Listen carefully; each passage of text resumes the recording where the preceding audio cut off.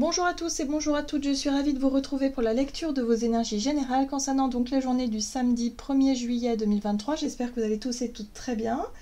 Allez, on va regarder avec le petit oracle Astrozen pour commencer le tirage. Donc pour les énergies générales de ce samedi 1er juillet. Alors. Et nous avons la maison 12, je me libère.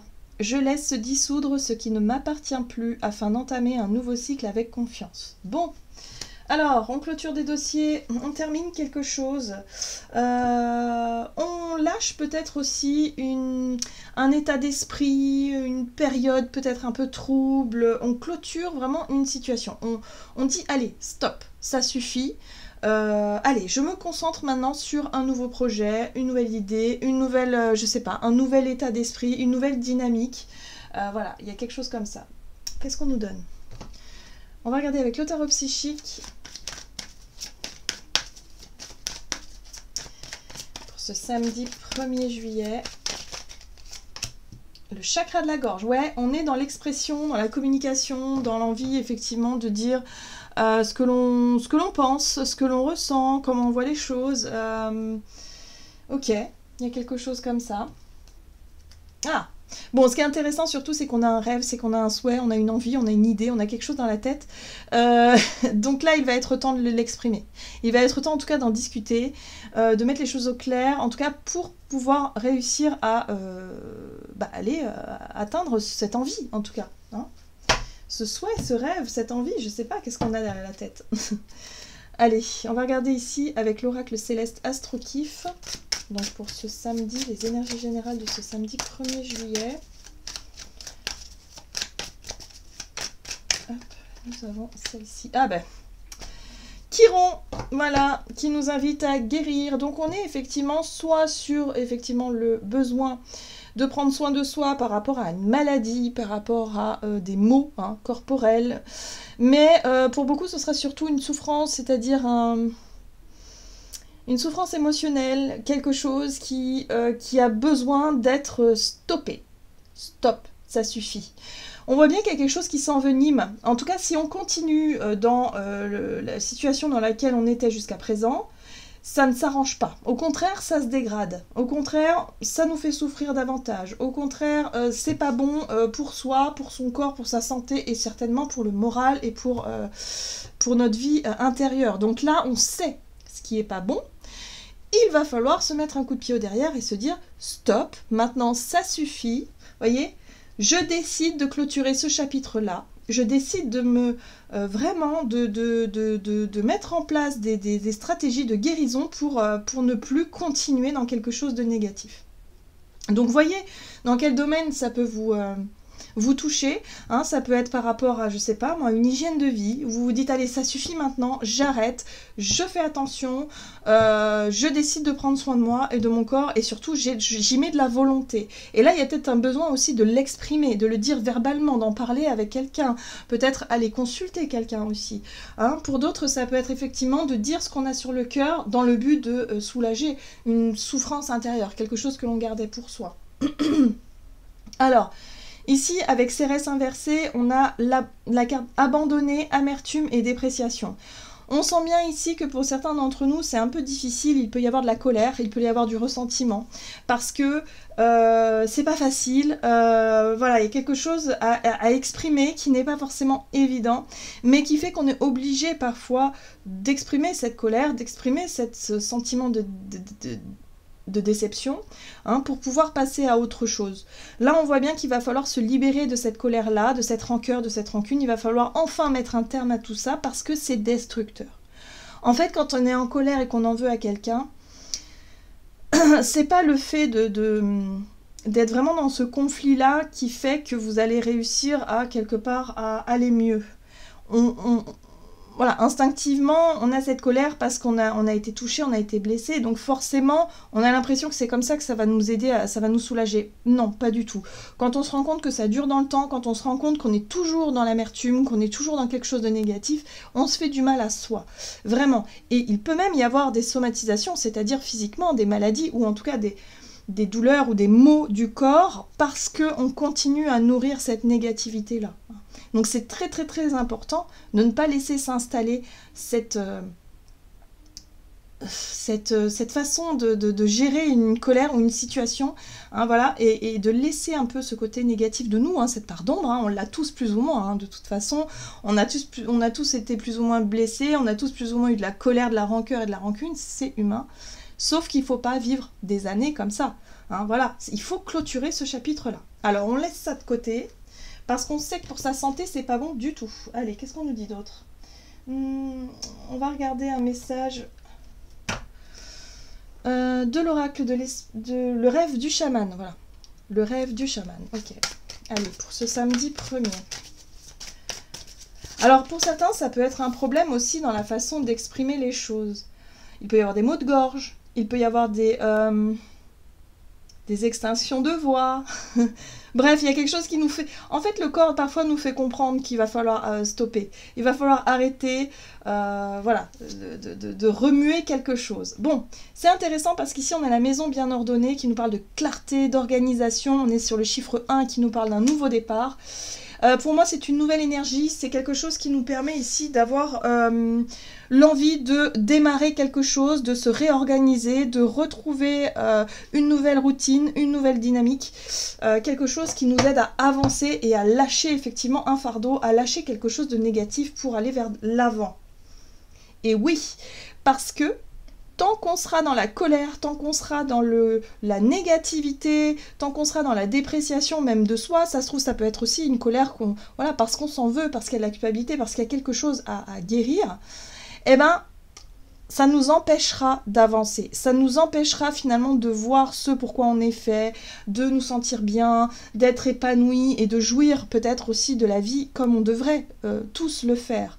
Ça nous met un masque sur le visage où on ne sait plus finalement vers quoi on tend, puisqu'on est aveuglé par la colère, on est aveuglé par la négativité, on est aveuglé par quelque chose voilà, qui...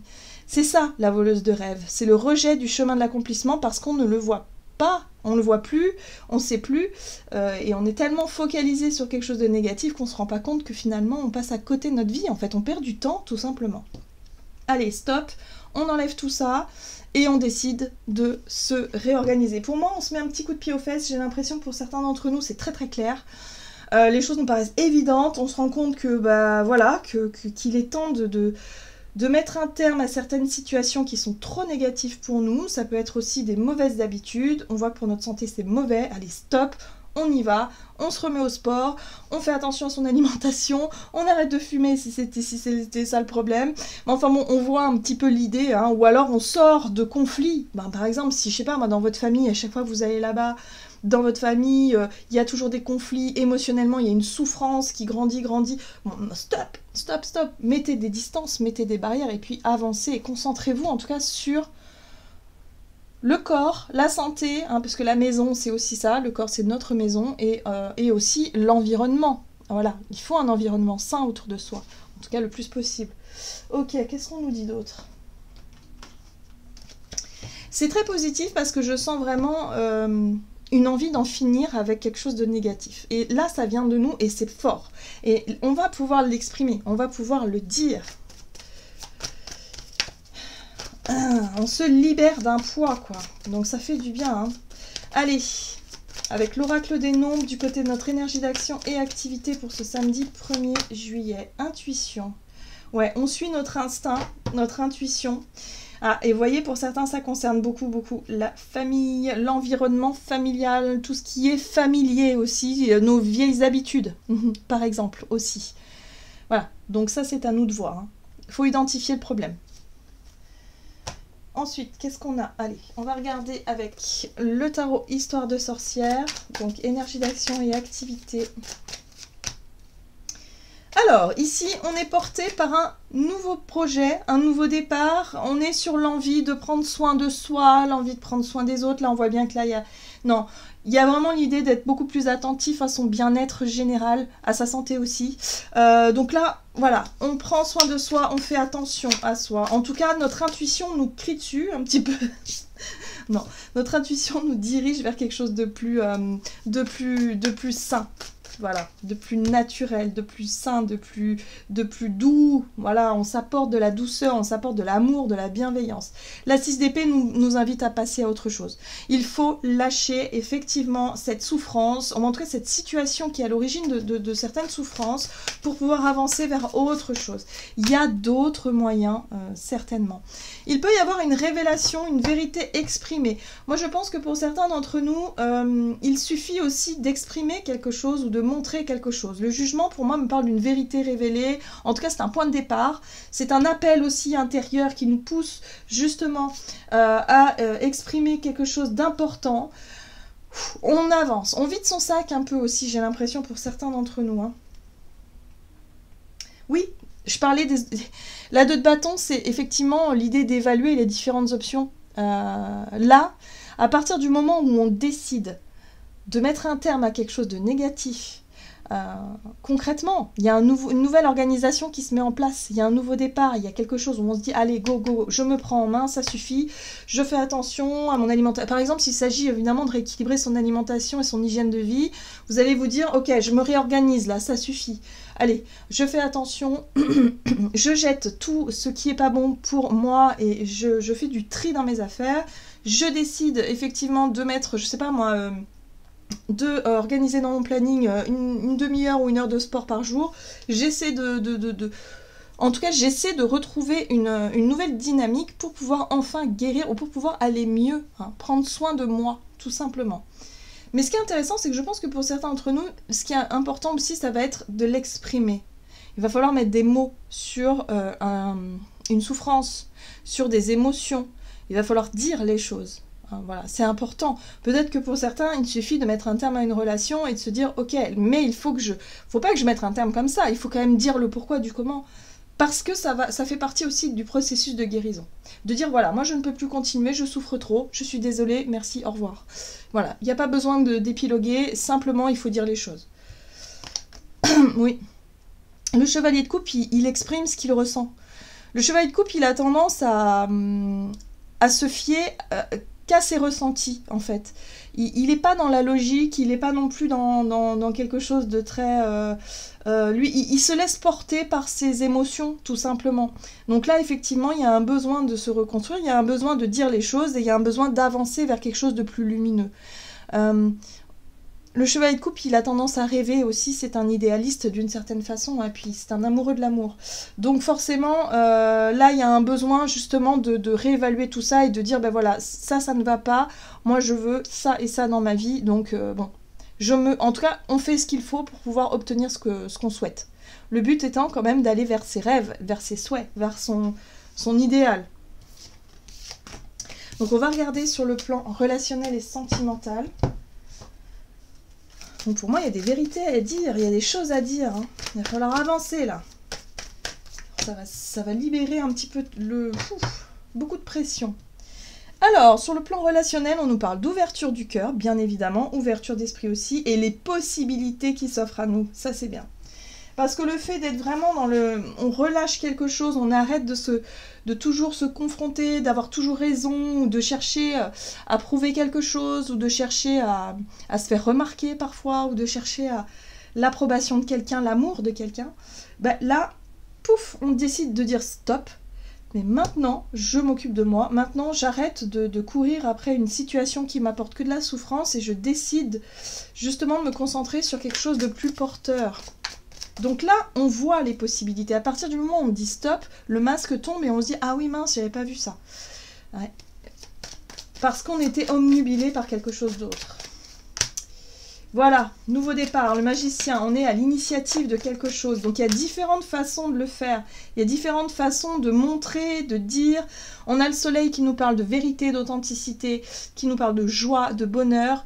On va avoir envie de se concentrer sur les vibrations positives, sur ce que l'on veut, tout simplement. Sur ce qui nous rend heureux, sur ce qui nous rend authentique, joyeux. Oui. Et en même temps... lâcher ce qui nous enferme, ce qui nous fait souffrir. C'est simple en fait. Hein.